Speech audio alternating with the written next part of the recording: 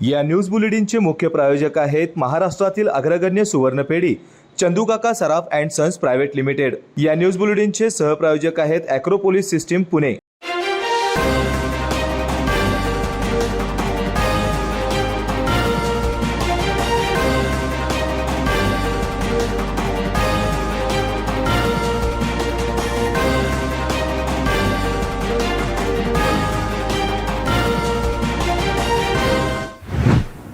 नमस्कार, मी सुरेखा। तारा न्यूजमध्ये आपलं स्वागत। पाहूयात आज दिवसभरातील महत्त्वाच्या घडामोडी। मुख्यमंत्री एकनाथ शिंदे यांच्या नेतृत्वाखाली मुंबईतील आझाद मैदानावर होणाऱ्या दसरा मेळाव्याला कोल्हापूर जिल्ह्याच्या कानाकोपऱ्यातून हजारो शिवसैनिक उपस्थित राहणार असल्याचं प्रतिपादन राज्य नियोजन मंडळाचे कार्यकारी अध्यक्ष राजेश क्षीरसागर यांनी केलंय। शिवसेना जिल्हा मध्यवर्ती कार्यालय येथे झालेल्या बैठकीत ते बोलत होते। मुख्यमंत्री एकनाथ शिंदे यांच्या नेतृत्वाखाली मुंबईतील आझाद मैदानावर होणाऱ्या दसरा मेळाव्याच्या पार्श्वभूमीवर नियोजनासंदर्भात कोल्हापूर जिल्हा व शहर पदाधिकाऱ्यांची बैठक शिवालय शिवसेना जिल्हा मध्यवर्ती कार्यालय येथे पार पडली। या बैठकीत प्रतिपादन राज्य नियोजन मंडळाचे कार्यकारी अध्यक्ष राजेश क्षीरसागर बोलत होते। यावेळी शिवसेनेच्या स्थापनेपासून शिवसेना प्रमुख बाळासाहेब ठाकरे यांच्या हिंदुत्ववादी विचारावर चालणाऱ्या तळागाळातील शिवसैनिकांनी शिवसेना जिवंत ठेवली। प्रसंगी गुन्हे अंगावर घेऊन आयुष्यभर काँग्रेसला विरोध केला, पण तीच शिवसेना काँग्रेस आणि शरद पवार यांच्या विचारावर चालू लागली आणि कडवट शिवसैनिकांना पदोपदी होणारा अवमान सहन न झाल्यानेच शिवसेनेत उठाव झाला। या उठावाचे सूत्रधार मुख्यमंत्री एकनाथ शिंदे हे शिवसेना प्रमुख बाळासाहेब ठाकरे आणि धर्मवीर आनंद दिघे यांच्या विचारानुसार मार्गक्रमण करत असून टीकेला उत्तर न देता महाराष्ट्र राज्यातील सर्वसामान्य जनतेचे प्रश्न सोडवून महाराष्ट्र राज्याच्या विकासाची दूरदृष्टी ठेवून शिवसेना काम करत आहे असेही ते म्हणाले। आगामी काळात महाराष्ट्र राज्याची उन्नती आणि सर्वांगीण विकास हेच धोरण शिवसेनेचं असून बाळासाहेब ठाकरे यांच्या विचारांचा खरा वारसा जपणारे मुख्यमंत्री एकनाथ शिंदे यांच्या नेतृत्वाखाली मुंबईतील आझाद मैदानावर होणाऱ्या दसरा मेळाव्याला कोल्हापूर जिल्ह्याच्या कानाकोपऱ्यातून हजारो शिवसैनिक उपस्थित राहणार असल्याचेही त्यांनी सांगितले। या बैठकीस नगरसेवक नंदकुमार मोरे, नगरसेवक राजू हुंबे, शहर प्रमुख रणजित जाधव, शहर प्रमुख महेंद्र घाटगे, उपजिल्हा प्रमुख तुकाराम साळोखे, किशोर घाटगे, उदय भोसले, प्राध्यापक शिवाजीराव पाटील, समन्वयक सुनील जाधव, महिला आघाडी महानगर प्रमुख मंगलाताई साळोखे, समन्वयक पूजा भोर, शहर प्रमुख पवित्रा रांगणेकर, शहर प्रमुख अमरजा पाटील, युवती सेना शहर अधिकारी नम्रता भोसले, युवा सेनेचे प्रसाद चव्हाण, रिक्षा सेना जिल्हा प्रमुख रमेश पवार, समन्वयक विक्रम पवार, शहर प्रमुख राजू पवार, शहर प्रमुख अल्लाउद्दीन नाकोडे, फेरीवाला सेना शहर प्रमुख अर्जुन आंबी आदी शिवसेना, युवा सेना, महिला आघाडी पदाधिकारी व शिवसैनिक मोठ्या संख्येने उपस्थित होते। बिद्री येथील दूधगंगा वेदगंगा साखर कारखाना पंचवार्षिक निवडणुकीची रणधुमाळी 26 ऑक्टोबरपासून सुरू होत आहे। 26 पासून अर्ज दाखल करण्याची प्रक्रिया सुरू होत आहे। 25 संचालकांच्या जागेसाठी 3 डिसेंबरला मतदान व 5 डिसेंबरला मतमोजणी होणार आहे। राज्य सहकारी निवडणूक प्राधिकरणाने अधिकृत निवडणूक कार्यक्रम जाहीर केला। निवडणूक निर्णय अधिकारी म्हणून विभागीय उपनिबंधक अरुण काकडे काम पाहत आहेत। अधिकृत निवडणूक कार्यक्रमानुसार बिद्री येथील दूधगंगा वेदगंगा साखर कारखाना पंचवार्षिक निवडणुकीची रणधुमाळी 26 ऑक्टोबरपासून सुरू होत आहे। 26 पासूनच अर्ज दाखल करण्याची प्रक्रिया सुरू होत आहे। 25 संचालकांच्या जागांसाठी 3 डिसेंबरला मतदान व 5 डिसेंबरला मतमोजणी होणार आहे। सन 2017 मध्ये झालेल्या निवडणुकीत भाजपचे मंत्री चंद्रकांत पाटील, समरजित सिंह घाटगे, राष्ट्रवादीचे मंत्री हसन मुश्रीफ, केपी पाटील यांच्या आघाडीच्या 21 जागा जिंकल्या होत्या। विरोधी आमदार प्रकाश आंबेडकर, खासदार संजय मंडलिक, माजी आमदार दिनकरराव जाधव, संजय घाटगे यांच्या आघाडीला पराभवास सामोरे जावे लागले होते। आज रोजी इच्छुकांची संख्या मोठी असून नव्या कार्यकर्त्यांना संधी दिली जाणार की पुन्हा त्याच संचालकांना संधी मिळणार हे माघारीनंतरच स्पष्ट होणार आहे। बिद्री हा पंचकृषीतील मोठा कारखाना आहे. यामध्ये 4 तालुक्यांचे 218 गावांचे कार्यक्षेत्र आहे. त्यासाठी उत्पादक 7 गटातून 20 संचालक व राखीव गटातून 5 असे 25 संचालक निवडले जाणार आहेत. राधानगरी गट क्रमांक 1 व 2 मधून प्रत्येक 3 असे 6 संचालक, कागल गट क्रमांक 3 व 4 मधून प्रत्येकी 3 असे 6 संचालक, बुधरगड गट क्रमांक 5 मध्ये 4 व गट क्रमांक 6 मधून 3 असे 7 संचालक, करवीर गट क्रमांक 7 मधून 1 संचालक असे 7 उत्पादक गटातून 20 संचालक निवडणार आहेत. तर अनुसूचित जाती जमाती गट क्रमांक 2 मधून 1 जागा, महिला राखीव गट क्रमांक 3 मधून 2 जागा, इतर मागास गट क्रमांक 4 मधून 1 जागा, भटक्या विमुक्ती गट क्रमांक 5 मधून 1 जागा असे 5 संचालक निवडले जाणार आहेत. या रणधुमाळीकडे सर्व राजकीय पक्षांचे लक्ष लागले आहे. सणामध्ये भाडे जमा झाले नसल्याने महापालिकेच्या गाळेधारकावर कारवाई करू नये अशी मागणी Kolhapur chambers of commerce and इंडस्ट्रीजने महापालिका प्रशासक के मंजू लक्ष्मी यांच्याकडे केली आहे. तसेच चेंबर्सतर्फे 31 ऑक्टोबरपर्यंत गाळे भाडे जमा करण्याचं आवाहन गाळेधारकांना केलं आहे. कोल्हापूर चेंबरचे अध्यक्ष संजय शेटे म्हणाले, गत आर्थिक वर्षात कोल्हापूर चेंबर्सने पुढाकार घेऊन जवळपास 95% गाळाधारकांनी हमीपत्र भरून जुन्या दराने भाडे भरून महापालिकेस सहकार्य केले आहे. तसेच 2023-24चे भाडे जुन्या दराने भरून घ्यावे. उरलेल्या गाळेधारकांनी थकीत भाडे भरून महापालिकेस पुन्हा सहकार्य केले जाईल. ज्या गाळेधारकांनी काहीच भाडे भरलेले नाही त्यांची यादी द्यावी. ताबडतोब संपर्क साधून त्यांना भाडे भरणे यासंदर्भात आवाहन केले जाईल. जे थकीत भाडे आहे ते सर्व थकीत भाडे 31 ऑक्टोबरपर्यंत भरून घेण्यासाठी प्रयत्न करू. चेंबरचे खजानीस हरिभाई पटेल, संचालक राहुल नष्टे, संपत पाटील, संभाजी पवार, महापालिका इस्टेट अधिकारी सचिन जाधव, बबन महाराज, संदीप वीर उपस्थित होते. शारदीय नवरात्र उत्सवाष्टमीला करवीर निवासनी श्री अंबाबाईच्या दर्शनासाठी भाविकांनी अफाट गर्दी केली होती. एका दिवसात पहाटे 4 ते सायंकाळी 6 वाजेपर्यंत 2.5 लाख भाविकांनी देवीच्या दर्शनाचा लाभ घेतला. 8 दिवसासह रविवारीही शेतकरी संघाच्या इमारतीचा दर्शन मंडप म्हणून चांगला वापर झाला. यास रांगा भवानी मंडप यास रांगा रांगा भवानी मंडप कमानीच्याही यावेळी रांगा पाहिजे तिथं काय हां यावेळी पाहिजेत रे. शारदीय नवरात्र उत्सवाष्टमीला करवीर निवासनी श्री अंबाबाईच्या दर्शनासाठी भाविकांनी अफाट गर्दी केली होती. एका दिवसात पहाटे 4 ते सायंकाळी 6 वाजेपर्यंत 2.5 लाख भाविकांनी देवीच्या दर्शनाचा लाभ घेतला. 8 दिवसासह रविवारीही शेतकरी संघाच्या इमारती दर्शनाचा मंडप म्हणून चांगला वापर झाला. यावेळी रांगा भवानी मंडप कमानीच्याही पुढे गेल्या होत्या तर शहरातही अधिक गर्दी झाली होती. सकाळी 11:30 वाजता शेतकरी संघाच्या इमारतीतील दर्शन रांग भरल्या होत्या. त्या बाहेर भवानी मंडपाच्या कमानीपासून भाऊसिंगजी रोडपर्यंत मुख्य दर्शनाची रांग गेली होती. दुसरीकडे गरुड मंडप व गणपती मंदिर चौकातील मुखदर्शनाच्या रांगा होत्या. दर्शन दरवाजातून भवानी मंडपापर्यंत गेल्या होत्या. रात्री नगर प्रदक्षिणेनंतर देखील उशिरापर्यंत भाविकांनी गर्दी केली होती. मंगलमय आणि भक्तिमय वातावरणात रविवारी रात्री करवीर निवासनी कोल्हापूरच्या श्री अंबाबाईची नगर प्रदक्षिणा सोहळा आई अंबाबाईच्या नावानं चांगभल्याच्या जयघोषात पार पडला. यावेळी पालकमंत्री हसन मुश्रीफ यांनी श्री अंबाबाई देवीचं दर्शन घेऊन देवीच्या पालखीचं पूजन केलं.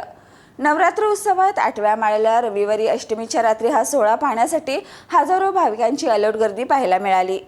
कोल्हापुरात नवरात्रोत्सवामध्ये अंबाबाईने अष्टमीच्या रात्री महिषासुराचा वध केला म्हणून फुलांनी सजलेल्या वाहनातून देवीची नगरप्रदक्षिणा निघते. यासाठी यावेळीही आई अंबाबाईच्या नगरप्रदक्षिणासाठी भाविकांनी भव्य तयारी केली. डोळे दिपणारी विद्युत रोषणाई, आकर्षक रांगोळी, फुलांच्या पायघड्या, आसमंत उजळून टाकणारी आतिषबाजी अशा अलौकिक मंगलमय आणि भक्तिमय वातावरणात रविवारी रात्री करवीर निवासनी कोल्हापूरच्या अंबाबाईची नगरप्रदक्षिणा सोहळा आई अंबाबाईच्या नावानं चांगभल्याच्या जयघोषात पार पडला. नवरात्रोत्सवात 8व्या माळाला रविवारी अष्टमीच्या रात्री हा सोहळा पाहण्यासाठी हजारो भाविकांची अलोट गर्दीही पाहायला मिळाली. पालकमंत्री हसन मुश्रीफ यांनी श्री अंबाबाई देवीचे दर्शन घेऊन देवीच्या पालखीचे पूजन केले. तसेच उद्योजक राजू जाधव यांच्या परिवारानेही पालखीचे पूजन केले. यानंतर परंपरेनुसार रात्री 9:30 वाजता ताफेच्या सलामीनंतर देवीचे वाहन नगर प्रदक्षिणासाठी महाद्वारात बाहेर पडली. यावेळी जिल्हाधिकारी राहुल रेखावार, पोलीस अधीक्षक महेंद्र पंडित, पश्चिम महाराष्ट्र देवस्थान समितीचे सचिव तथा प्रांत सुशांत बनसोडे, व्यवस्थापक महादेव दिंडे, अतिरिक्त जिल्हा पोलीस प्रमुख जयश्री देसाई, राजू नाटकर, आदिल फराज आदी मान्यवर उपस्थित होते. करवीर निवासिनी आई अंबाबाई देवीच्या नगर प्रदक्षिणासाठी आलेल्या भाविकांना फेथ फाउंडेशनच्या वतीनं खिचडी प्रसाद वाटप करण्यात आलं. गुजरी मेन रोड येथे सालाबाद प्रमाणे याही वर्षी नवरात्री उत्सवाचं औचित्य साधून खिचडी प्रसाद वाटण्याचं आयोजन करण्यात आलं होतं. करवीर निवासिनी आई अंबाबाईच्या नगर प्रदक्षिणेसाठी आलेल्या भाविकांना फेथ फाउंडेशनच्या वतीने खिचडी प्रसाद वाटप करण्यात आले. गुजरी मेन रोड येथे सालाप्रमाणे यावर्षीही नवरात्री उत्सवाचे औचित्य साधून खिचडी प्रसाद वाटण्याचे आयोजन करण्यात आलं होतं. कोल्हापूर सराफ असोसिएशनचे माजी अध्यक्ष अनिल पोतदार, फेथचे संस्थापक राज कोरगावकर यांच्या हस्ते प्रसाद वाटपची सुरुवात करण्यात आली. करवीर निवासिनी आई अंबाबाईची सेवा घडावी या हेतूने हे प्रसाद वाटप आयोजित करण्यात आलं होतं. पुढील वर्षी देखील अशाच प्रकारे प्रसाद वाटप संपन्न होईल असे यावेळी फेथ फाउंडेशनच्या वतीने सांगण्यात आले. यावेळी सराफ संघाचे राजेश राठोड, संजय गुंडेशा, फेथ फाउंडेशनचे तेजस सावंत, दर्शन बागी, तेजश्री सावंत, ऋतुजा कलटके, सम्यक हिंगणे, वैभव खामकर, पंकज बामणे, अंकिता आळवेकर, रजत जाधव, श्रेयस नंदीकर, प्रणव गाडेकर, प्राची राणे आणि सौरभ कुलकर्णी आदी उपस्थित होते. या उपक्रमासाठी सराफ संघाचे किरण गांधी, रावजी मंगल कार्यालयाचे शैलेश शिंदे, नमित आवटे, समृद्धी दळवाई, निखिल पोतदार, ज्योती जगताप, साक्षी कोलार, डॉक्टर वर्षा पाटील, मोहन नाईक, सृष्टी पाटील आदींचे सहकार्य लाभले. शाहूवाडीतील जगताप परिवाराने खंडे नवमीची पारंपरिक प्रथा जोपासण्यासाठी चक्क आधुनिक शस्त्र म्हणून पुस्तके, वह्या, पेन, त्याचबरोबर सध्याच्या डिजिटल युगामध्ये आवश्यक असणारे laptop, tab, mobile, printer, tripod या आधुनिक शस्त्रांचं पूजन केलंय. खंडे नवमीच्या दिवशी शेतकरी हे शेतीचे अवजारे स्वच्छ करून त्याची पूजा करतो. तर याच दिवशी शिल्पकार आणि कारागीर आपापल्या पारंपरिक कौशल्यांच्या अवजारांची पूजा करतात. याच दिवशी प्रत्येक घरात शेतीचे साहित्य किंवा पुस्तके याची पूजन झेंडूची फुले वाहून केली जाते. अलीकडच्या बदलत्या काळानुसार सर्व लोक आपापल्या व्यवसायाप्रमाणेच वस्तूची पूजन करतात. खंडे नवमीला आपल्या घरातील शस्त्राची पूजन करण्याची प्रथा आहे. ही पारंपरिक प्रथा जोपासण्यासाठी शाहूवाडीतील येळाणा येथील जगताप परिवाराने आधुनिक शस्त्र म्हणून चक्क पुस्तके, वह्या, पेन, त्याचबरोबर सध्याच्या डिजिटल युगामध्ये आवश्यक असणारे laptop, tab, mobile, printer, tripod या आधुनिक शस्त्रांचे पूजन केले. संजय जगताप परिवाराने यापूर्वीही पुस्तकाची गुढी उभा करून परंपरेला फाटा देऊन वाचन संस्कृती वाढवण्यासाठी प्रयत्न केले होते. या पुरोगामी विचारात त्यांना त्यांची पत्नी सौ वंदना जगताप, कन्या डॉक्टर श्रुती जगताप, चिरंजीव श्रेयस जगताप यांची मोलाची साथ मिळाल्याचे श्री जगताप यांनी सांगितले. वेळ झाल्या छोट्याशा ब्रेकची. कुठेही जाऊ नका, पाहत रहा तारा न्यूज. या न्यूज बुलेटिनचे मुख्य प्रायोजक आहेत महाराष्ट्रातील अग्रगण्य सुवर्णपेढी चंदूकाका सराफ अँड सन्स प्रायव्हेट लिमिटेड. या न्यूज बुलेटिनचे सहप्रायोजक आहेत ॲक्रोपोलिस सिस्टीम पुणे. ब्रेक नंतर पुन्हा एकदा आपलं स्वागत. मराठ्यांना आरक्षण मिळावे यासाठी पन्हाळ्यावर सुरू असलेल्या बेमुदत उपोषणाला आणि मनोज जरांगे पाटील यांच्या मराठा आरक्षण आंदोलनाला पाठिंबा देण्यासाठी पन्हाळा तालुका सकल मराठा बांधवांच्या वतीनं रविवारी सकाळी वाघबीळ येथे अर्धा तास रस्ता रोको आंदोलन करण्यात आलं. यावेळी सरकारच्या विरोधात जोरदार घोषणाबाजी देऊन आरक्षणाबाबत सरकारच्या वेळकाढू धोरणाचा निषेध केलाय. पन्हाळा आणि कोडोली पोलीस ठाण्याकडून वाघबीळ फाट्यावर जबरदस्त पोलीस बंदोबस्त तैनात करण्यात आला होता. मराठा समाजाला आरक्षण मिळावे आणि जरांगे पाटील यांच्या आंदोलनाला पाठिंबा देण्यासाठी जाफळे येथील वसंत पाटील आणि सुरेश जगदाळे यांनी बेमुदत उपोषण सुरू केले आहे. या आंदोलनाकडे लक्ष वेधण्यासाठी पन्हाळ्यातील सकल मराठा बांधवांनी वाघबीळ येथे रविवारी 11 वाजता रास्ता रोको आंदोलन केलं. या आंदोलनामुळे कोल्हापूर, पन्हाळा, ज्योतिबा आणि रत्नागिरीकडे जाणारी वाहतूक जवळ अर्धा तास ठप्प झाली होती. त्यामुळे रस्त्याच्या दुतर्फा वाहनांच्या मोठ्या रांगा लागल्या होत्या. यावेळी सरकारविरोधात जोरदार घोषणाबाजी देत सकल मराठा बांधव आक्रमक झाले होते. पोलिसांच्या विनंतीनंतर रास्ता रोको आंदोलन मागे घेण्यात आले. त्यानंतर आंदोलकांनी पन्हाळ्यावर सुरू असलेल्या बेमुदत उपोषणाला पाठिंबा देण्यासाठी वाघबीळ ते पन्हाळा तहसीलदार कार्यालयापर्यंत मोटरसायकलने रॅली काढल्या. यावेळी माजी आमदार सत्यजित पाटील, गोकुळचे संचालक चेतन नरके, शिवसेना तालुकाध्यक्ष बाबासाहेब पाटील, मराठा महासंघाचे तालुकाध्यक्ष अमीरसिंह पाटील, प्रदीप जाधव, अमर भोसले, चेतन भोसले, रवींद्र धडेल, रवींद्र तोरसे, महेश पाटील, पन्हाळा पोलीस निरीक्षक प्रकाश गायकवाड, उपनिरीक्षक बीबी मुलगडे आदींसह सकल मराठा समाजाचे पदाधिकारी आणि कार्यकर्ते उपस्थित होते. दारू प्यायल्याचं घरी सांगितल्याच्या रागातून जवाहरनगरातील संत रोहिदास नगर कॉलनी येथील लक्ष्मी विलास क्षीरसागर या वृद्धेचं डोको ठेचून खून केल्याची घटना रविवारी रात्री घडली. या प्रकरणी संशयित प्रतीक विनायक गुर्ले याला राजारामपुरी पोलिसांनी रविवारी सायंकाळी अटक केली. दारू पिण्याचे घरी सांगितल्याच्या रागातून जवाहर नगरातील संत रोहिदास नगर कॉलेज येथील लक्ष्मी विलास क्षीरसागर या वृद्धेचा डोके ठेचून खून केल्याची घटना शनिवारी रात्री घडली. या प्रकरणी संशयित प्रतीक विनायक गुर्ले याला राजारामपुरी पोलिसांनी रविवारी सायंकाळी अटक केली. संशयित तरुण सिव्हिल डिप्लोमा येथील असून तो सध्या बेरोजगार आहे. 3 आठवड्यापूर्वी संशयित प्रतीक सरनाईक माळ येथे दारू पीत बसला होता. ही घटना वृद्धेच्या निदर्शनास आली. तिने प्रतीकला खडेबोल सुनावत हे व्यसन सोडून देण्याचा सल्ला दिला होता. प्रतीकच्या वर्तनात सुधारणा व्हावी या हेतूने लक्ष्मी क्षीरसागर यांनी त्याच्या कुटुंबियांना याबाबतची कल्पना दिली. या प्रकारामुळे प्रतीकला कुटुंबियांच्या रोषाला सामोरं जावं लागलं. त्यामुळे त्याच्या घरी तणावाचे वातावरण होते. शनिवारी रात्री उशिरा लक्ष्मी क्षीरसागर या नातीला दांडिया खेळण्यासाठी सोडून घराकडे परतत असताना सरनाईक माळ या ठिकाणी प्रतीक मद्यप्राशन करीत असल्याचे निदर्शनास आले. त्यांनी पुन्हा त्याला खडसावले. ताकीद दिली असतानाही तू दारू पीत बसला आहेस, थांब घरी जाऊन सांगते असे म्हणताच तो भडकला. रागातच त्याने लक्ष्मी क्षीरसागर यांना फरफटत आणून दगडी भिंतीच्या दिशेने जोरात ढकलून देत दगडाने डोके ठेचले. त्या निश्चित पडल्यानंतर संशयिताने पळ काढला असे चौकशीत निष्पन्न झाल्याचे पोलीस उपनिरीक्षक अजित डिके व राजारामपुरीचे निरीक्षक अनिल तनपुरे यांनी सांगितले. एसटी महामंडळाने सन 2016 मध्ये घेण्यात आलेल्या लिपिक टंकलेखन भरती प्रक्रियेतील पात्र ठरलेल्या उमेदवारांना सेवेत घेण्याचा निर्णय घेतला आहे. याबाबत राज्यभरातील विभाग नियंत्रक यांना पत्र पाठवून पुढील प्रक्रिया राबवण्याचे आदेश दिले आहेत. त्यामुळे उमेदवारांमध्ये आनंदाचं वातावरण निर्माण झालं आहे. एसटी महामंडळातर्फे राज्यभरात विविध विभागात 2016 मध्ये लिपिक टंकलेखन व सहाय्यक पदासाठी भरती प्रक्रिया राबवण्यात आली होती. मात्र या भरती प्रक्रियेत परीक्षा उत्तीर्ण होऊनही संबंधित उमेदवारांना एसटी महामंडळाने नियुक्ती दिल्या नव्हत्या.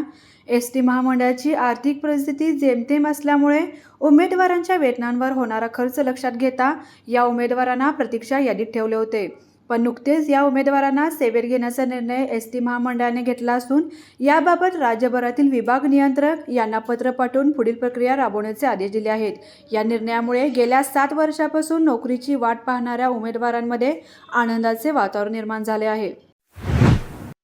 आगामी लोकसभा निवडणुकीच्या पार्श्वभूमीवर राष्ट्रवादी काँग्रेसचे अध्यक्ष शरद पवारांचा आजचा नियोजित सोलापूर दौरा पुढे ढकलण्यात आला आहे. राष्ट्रवादी काँग्रेसचे सोलापूर जिल्हा निरीक्षक शेखर माने यांनी ही माहिती दिली. आगामी लोकसभा निवडणुकीच्या पार्श्वभूमीवर राष्ट्रवादी काँग्रेसचे अध्यक्ष शरद पवारांचा आजचा नियोजित सोलापूर दौरा पुढे ढकलण्यात आला आहे. राष्ट्रवादी काँग्रेसचे सोलापूर जिल्हा निरीक्षक शेखर माने यांनी ही माहिती दिली. इंडिया आघाडीच्या कोअर कमिटीच्या बैठकीमुळे दौरा पुढे ढकलल्याची माहिती समोर येत आहे. यातच उपमुख्यमंत्री अजित पवार ही आज सोलापूर जिल्ह्यातील माढाच्या दौऱ्यावर आहेत. मात्र अजित पवारांच्या माढा दौऱ्याला माढा तालुक्यातील सकल मराठा समाजाने विरोध केलाय.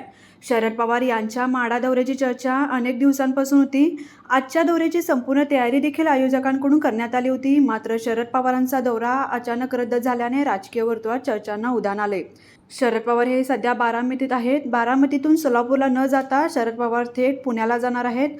दौरा का अचानक रद्द केला याचं कोणतेही कारण अद्याप समोर आलेलं नाहीये.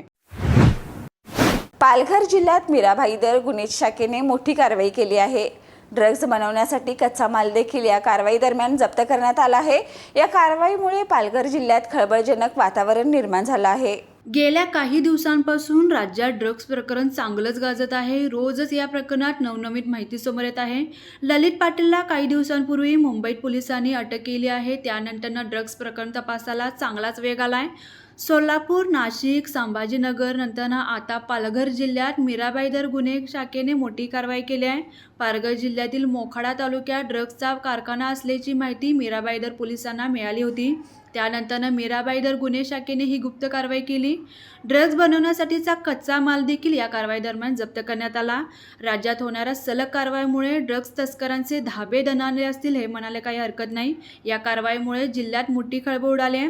या कारवाईत कोट्यवधी रुपयांचे साहित्य जप्त केल्याची माहिती समोर आली आहे. एका फार्म हाऊसवर हा कारखाना चालू होता. या संदर्भातील आरोपीला वसईमधून अटक करण्यात आली आहे. तर या होत्या आज दिवसभरातील महत्त्वाच्या घडामोडी. पुन्हा भेटूया नवीन बातमीपत्रासह. तोपर्यंत पाहत रहा तारा न्यूज.